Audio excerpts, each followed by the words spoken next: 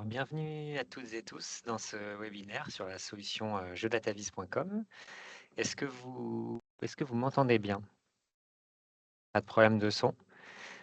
Pour Oui, on rappel, t'entend. super, merci Juliette. Pour rappel, l'idée de ce format de webinaire, c'est de passer 30 minutes ensemble, focalisé sur un menu de la plateforme pour essayer d'optimiser votre utilisation de l'outil. Donc, il y avait déjà eu différents focus, hein. On avait fait le focus rapport, le focus état financier et le focus étude de marché.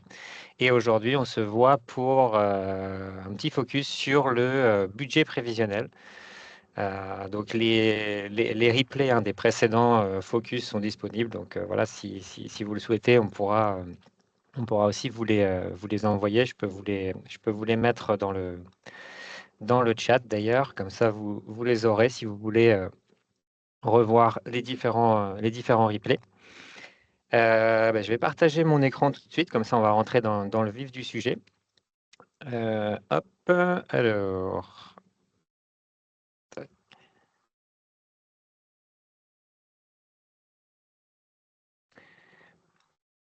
C'est en train de charger normalement. Hop, voilà. Donc l'idée, c'est de vous montrer la nouvelle fonctionnalité budget prévisionnel qui est sortie il y a quelques semaines. On a essayé de faire quelque chose de simple, donc qui vous permet de générer un budget prévisionnel en quelques clics basé sur des hypothèses. Et ensuite, vous verrez, mais vous avez aussi la possibilité, si vous avez plus de temps, plus de budget sur certains clients, d'aller vraiment dans le détail, de créer des hypothèses de recrutement, d'investissement, de financement. Donc voilà, à la fois quelque chose de simple, mais en même temps pas mal assez avancé pour aller dans le détail. Donc je vais prendre, pour mon exemple, on va partir sur un restaurateur qui clôture ses comptes au 31 décembre. Donc ici, j'ai importé 2 FEC. Je vais rentrer dans l'espace client et vous verrez à gauche, il y a une partie prévisionnelle. Donc si vous rentrez dedans, vous allez pouvoir, là vous allez retrouver les prévisionnels que vous avez créés, la liste, et puis vous pouvez facilement créer un nouveau prévisionnel. Donc vous allez faire ajouter un prévisionnel. Vous allez lui donner un nom. Donc on va partir, voilà, prévisionnel sur 3 ans par exemple, ou même on peut faire, allez, 5 ans. Donc on va prendre, hop, donc là, on va se mettre sur décembre 2028, pardon, hop. Essayez de faire ça bien, voilà. Vous avez 2 options à chaque fois pour générer ce prévisionnel. Soit vous vous basez sur l'historique, donc c'est-à-dire les faits que vous avez importés, ou alors vous pouvez aussi vous baser sur le marché, donc sur les concurrents. Par exemple, pour voilà, un créateur, hein, qui vient de commencer, vous n'avez pas forcément d'historique, ou alors si vous voulez aussi faire des prévisions, faire un prévisionnel pour voir, voilà, si je me base, si je m'aligne avec, par exemple, la médiane du marché, qu'est-ce que ça donnerait? Donc ici, on peut partir basé sur l'historique, puisque j'ai importé 2 FEC. Avant de créer le prévisionnel, vous pourrez cliquer ici sur Détail et vous aurez les différentes hypothèses qui sont utilisées. Donc, je prends un exemple, par exemple, évolution du chiffre d'affaires, la première ligne. Là, l'outil vous propose une évolution de 26% qui représente en fait, qui est basée sur la moyenne de la dernière année fiscale. Et ensuite, ça sera appliqué sur le même mois de l'année précédente pour respecter la saisonnalité. Si vous le souhaitez, vous avez un menu déroulant et vous pouvez choisir une autre évolution. Donc, ça peut être une évolution personnalisée, par exemple, ou basée sur le dernier mois réalisé. Voilà, il y a pas mal d'hypothèses possibles.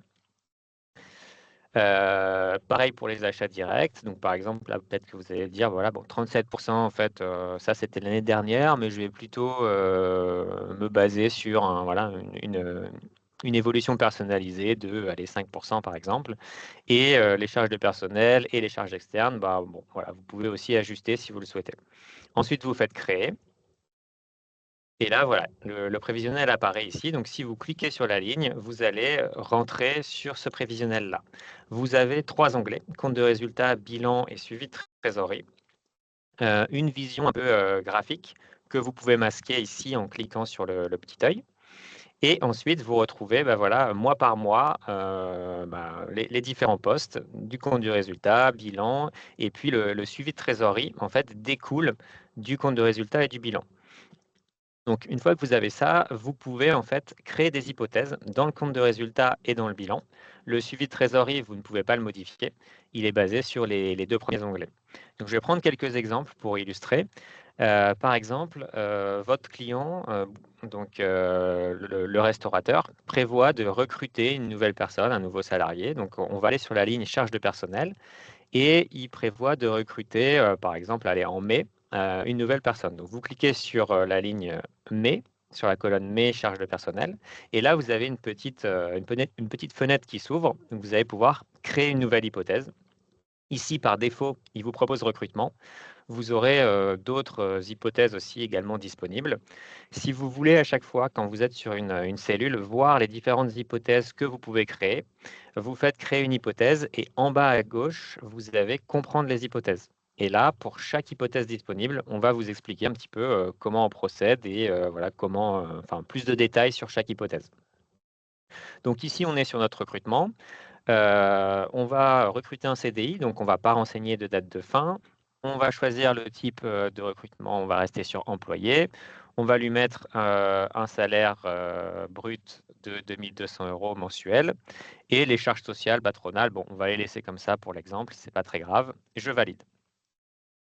Donc ici, en mai, vous allez voir, ici, il y a un petit triangle orange qui est apparu. Donc ça veut dire que vous avez laissé une hypothèse, vous avez créé une nouvelle hypothèse. Et ensuite, vous pouvez également laisser un commentaire. Donc, par exemple, ici, recrutement, Monsieur Michel. Je laisse le commentaire et vous voyez, il y a une petite bulle qui est apparue également dans la cellule. Donc, comme ça, vous savez où vous avez créé des hypothèses et si vous avez laissé des commentaires. On verra après, hein, il y a la possibilité d'éditer un rapport dédié au prévisionnel et donc tous ces commentaires et ces hypothèses seront aussi retranscrits dans le rapport. Je vous montre deux autres exemples pour illustrer. Le restaurateur prévoit d'acheter une nouvelle machine. Donc là, je vais aller dans le bilan. Je vais aller sur actifs immobilisés et puis je vais ajouter une immobilisation corporelle. Donc pareil, on va dire que il va acheter sa nouvelle machine, par exemple, en avril. Donc je vais cliquer sur la colonne avril. Je vais créer une hypothèse. Donc voilà, toujours le même fonctionnement. Je choisis mon type d'investissement. On va partir sur installation technique, matériel et outillage, par exemple. On va mettre un prix d'achat, hop, 50 000 €. Durée d'amortissement, hop, allez, on va amortir sur 10 ans et puis on va mettre 20% de TVA. Une fois que vous avez rempli les informations, vous validez. Et pareil, l'outil voilà, va mettre à jour le prévisionnel. Il calcule également les dotations aux amortissements. Hein. Donc tout est expliqué quand vous créez une hypothèse. Toujours pareil, vous faites comprendre les hypothèses et là, on vous explique à chaque fois comment ça fonctionne. Si vous allez dans suivi de trésorerie, maintenant que vous avez ajouté un investissement, bon là apparemment il absorbe l'investissement, donc il n'y a pas besoin d'emprunter.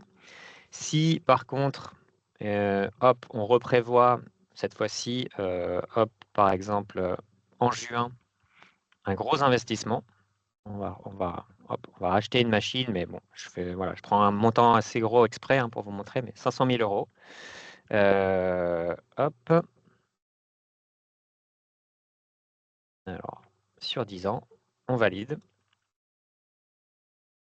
Ici, si je retourne dans ma suite trésorerie, là, l'outil vous alerte. Attention, il y a un besoin de financement additionnel de 498 000 €.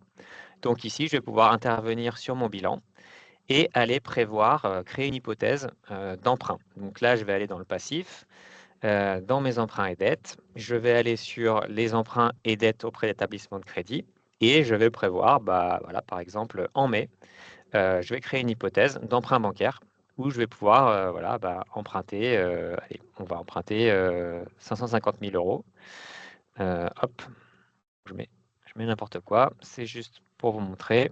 Et on va emprunter sur, allez, hop, 300 mois. Tac. Voilà, donc ça, l'idée de ce prévisionnel, c'est qu'en quelques clics, vous avez une base. Donc ça peut convenir, par exemple, pour des plus petits clients pour lesquels vous n'avez pas forcément énormément de temps à passer. Et ça leur permet quand même d'avoir un cap à suivre. Et après, si vous avez vraiment besoin voilà, de rajouter des hypothèses, de travailler plus en détail, vous avez la possibilité aussi de le faire. Ensuite, une fois que vous avez créé ce prévisionnel, il faut le restituer à votre client. Donc, vous avez différentes façons de faire. On a parlé tout à l'heure des rapports. Donc, vous pouvez le restituer sous forme d'un rapport que vous pouvez télécharger au format PowerPoint. On va le voir juste après.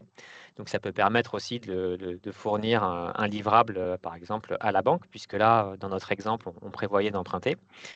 Et vous avez aussi la possibilité, alors je vois qu'il y a des questions, j'y répondrai juste en fin de webinaire. Vous avez la possibilité aussi de restituer le prévisionnel que vous avez créé dans le tableau de bord et aussi également dans les états financiers. Donc là, je prends un exemple, là on est sur notre tableau de bord. Vous avez la possibilité dans le sélectionneur de date de sélectionner une période prévisionnelle. Donc ici, par exemple, si on veut regarder 2026, on va pouvoir appliquer. On peut sélectionner, je ne sais pas si vous voyez là en bas, vous avez les différents prévisionnels que vous avez créés. Donc là, il y en a beaucoup parce que voilà, on a fait pas mal de tests, mais là, je vais prendre mon prévisionnel 5 ans, par exemple, et je vais pouvoir sélectionner une période. Mais on peut comme ça comparer, on peut faire plusieurs prévisionnels, un prévisionnel optimiste, un peu plus pessimiste, et comparer comme ça les résultats. Donc, si j'applique, je vais pouvoir me comparer. Donc, l'idée aussi de ça, c'est de pouvoir que le client puisse comparer le réalisé versus le budgété. Donc, tous les mois, si vous faites une restitution mensuelle, par exemple, il va pouvoir sélectionner voilà, une période réalisée et comparer à la période prévisionnelle. Donc, même chose dans les états financiers, ça fonctionne pareil. Donc, vous pouvez sélectionner la période qui vous intéresse. Donc voilà, c'est assez interactif puisque si vous partagez l'espace à votre client, c'est en marque blanche, donc le client retrouve votre logo, il a les différents onglets et peut, voilà, c'est assez concret pour lui puisqu'il va pouvoir suivre le budget prévisionnel que vous avez fait. Donc, on a certains de nos clients experts comptables qui profitent du rendez-vous bilan pour voilà, justement parler de l'avenir avec son client. Donc, voilà, là, monsieur le restaurateur, on va faire un petit budget prévisionnel ensemble pour voilà, avoir un cap à suivre. Et puis, ensuite, je vous partagerai un espace dédié où vous pourrez suivre voilà, via le tableau de bord, par exemple, votre réalisé versus votre budgété, et puis suivre également des actualités de marché, etc. Et ensuite, le deuxième moyen de restitution, ça va être un rapport. Donc là, voilà, je pense que vous connaissez déjà cette fonctionnalité. On avait fait un webinaire dédié. Mais là, c'est assez simple. Vous faites nouveau rapport. Vous donnez un nom. Donc voilà, rapport budget, par exemple. Vous choisissez, donc le modèle, ça sera rapport prévisionnel, mais vous pouvez aussi créer vos propres modèles. Donc là, vous utilisez le rapport prévisionnel. Et là, voilà, tout est personnalisable. Donc vous pouvez modifier le titre, modifier les images. Vous allez retrouver des éléments que vous connaissiez déjà dans le rapport pour le rapport de restitution pour les rendez-vous bilan. Donc, par exemple, les chiffres clés.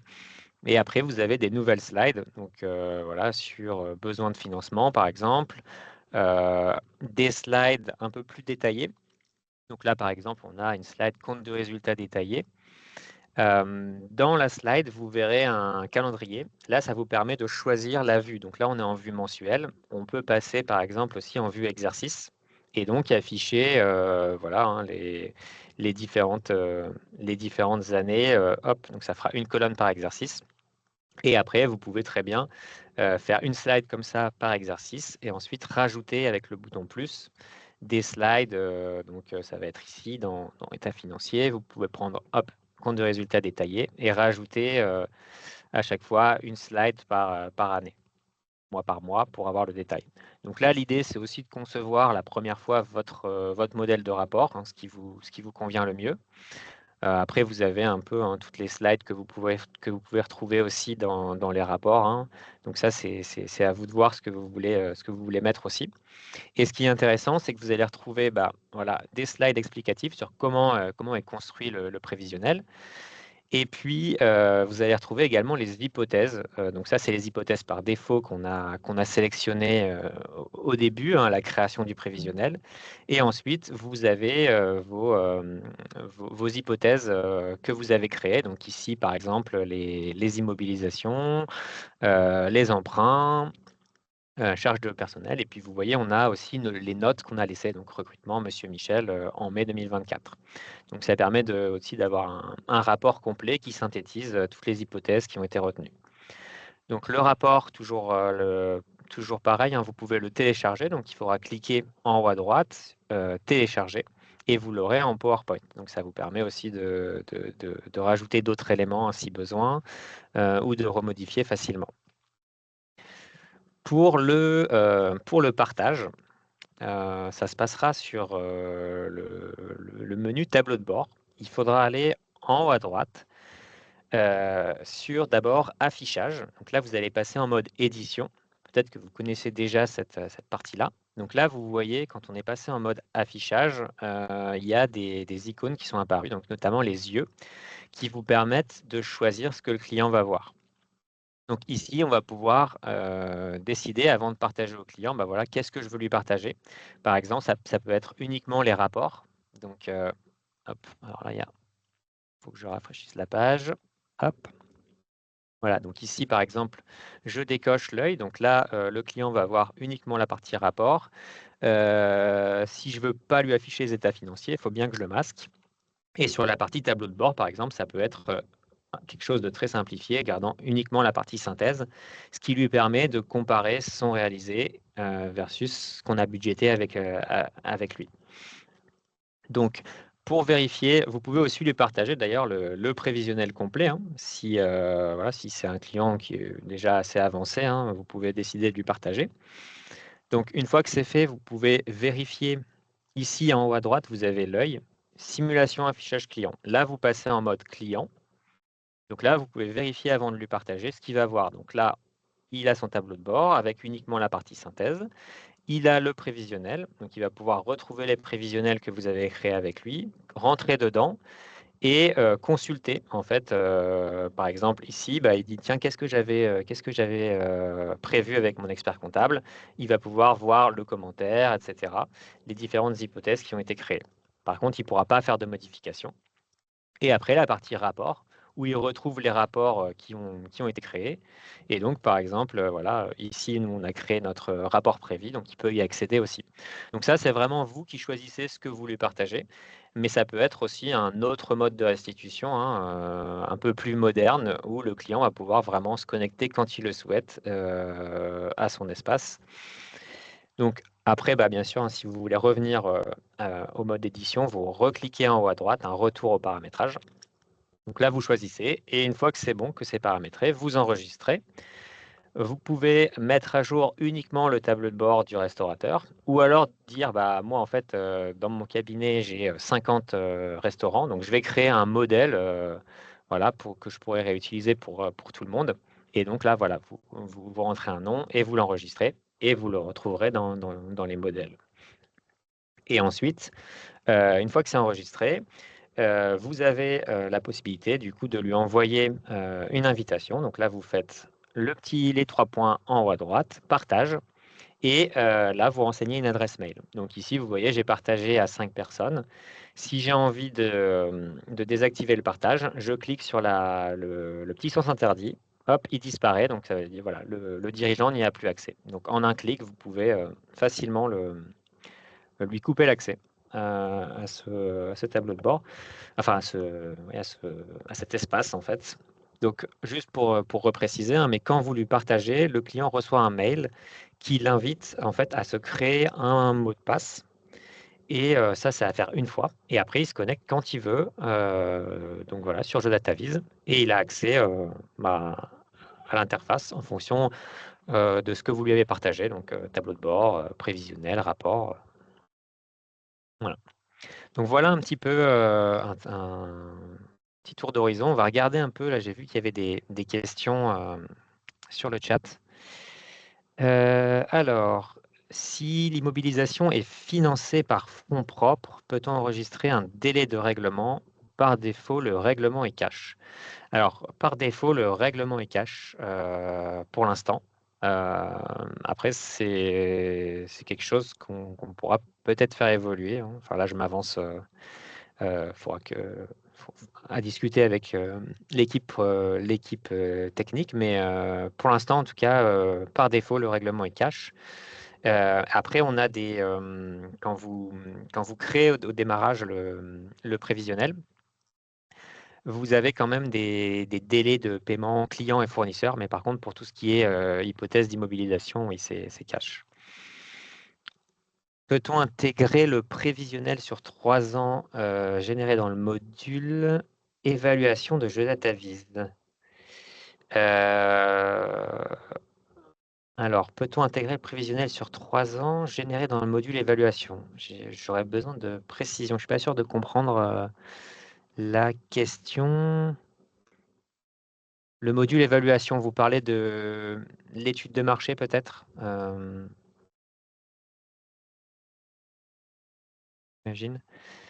Oui, c'est ça. OK. Alors, non, pour l'instant, non. Par contre, c'est à l'étude, en fait. On est en train d'étudier la possibilité justement d'alimenter la partie valorisation de titres via ce prévisionnel-là. Donc, pour l'instant, c'est pas possible, mais c'est quelque chose qui est à l'étude côté jeu DataVis. Ensuite, il y a une autre question. Peut-on créer un prévisionnel de toutes pièces, sans historique ou référence marché? Alors aujourd'hui, l'outil n'est pas conçu pour ça. On a la possibilité quand même de vous mettre à disposition un FEC, on va dire quasiment un FEC vierge, qui vous permet de partir de zéro. Par contre, on travaille sur une fonctionnalité, nous, ce qu'on appelle de business plan créateur, où là, vous pourrez vraiment partir de zéro. C'est pour ça que là, cette fonctionnalité de budget prévisionnel, c'est vraiment, elle a été conçue pour des clients existants. Voilà. Mais oui, c'est une fonctionnalité très attendue, le business plan. Donc, ça, voilà, je pense que ça devrait arriver prochainement. Voilà. Je ne sais pas s'il y a d'autres questions. Une personne qui est en train d'écrire.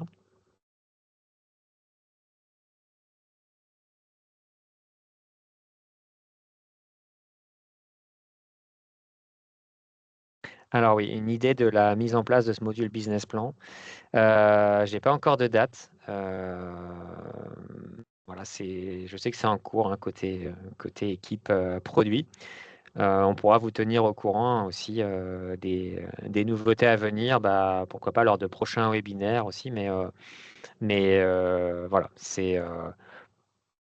voilà, je ne veux pas m'avancer, mais a priori, ça sera pour 2026. Après, quand encore, c'est difficile à dire pour l'instant, mais on vous tiendra au courant. Peut-on avoir une idée de tarification? Alors donc j'imagine, hein, d'après votre question que vous n'êtes pas encore cliente. Sur la tarification, en fait, on a 3 types d'abonnements. On a le pack bronze qui est uniquement la partie étude de marché, et ensuite vous avez un pack argent pour la partie étude de marché plus l'analyse de FEC, on va dire annuelle. Et puis vous avez vous avez le troisième abonnement qui est le pack or, où là c'est vraiment étude de marché et puis analyse mensuelle. En fait, vous importez des faits quand vous le souhaitez. Donc là, c'est vraiment si vous faites de la restitution via les tableaux de bord, etc. Et donc, c'est des abonnements qui vont de 210 à 360 euros par mois pour avoir une idée de la tarification. Et après, si vous êtes un plus petit cabinet ou que vous avez des besoins ponctuels, on a une offre à la consommation, voilà, où là, c'est facturé au dossier, en fait. Donc, c'est 15 euros l'analyse de FEC et 80 euros l'étude de marché.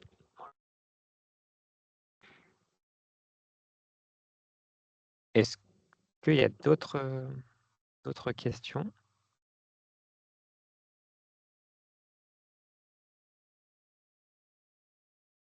Alors, il y a une question. Le prix au dossier pour le prévisionnel, eh ben, en fait, c'est 15 € hors taxe. Vous déposez un FEC et vous avez accès en fait, au tableau de bord, aux états financiers, au rapport et au prévisionnel. Voilà.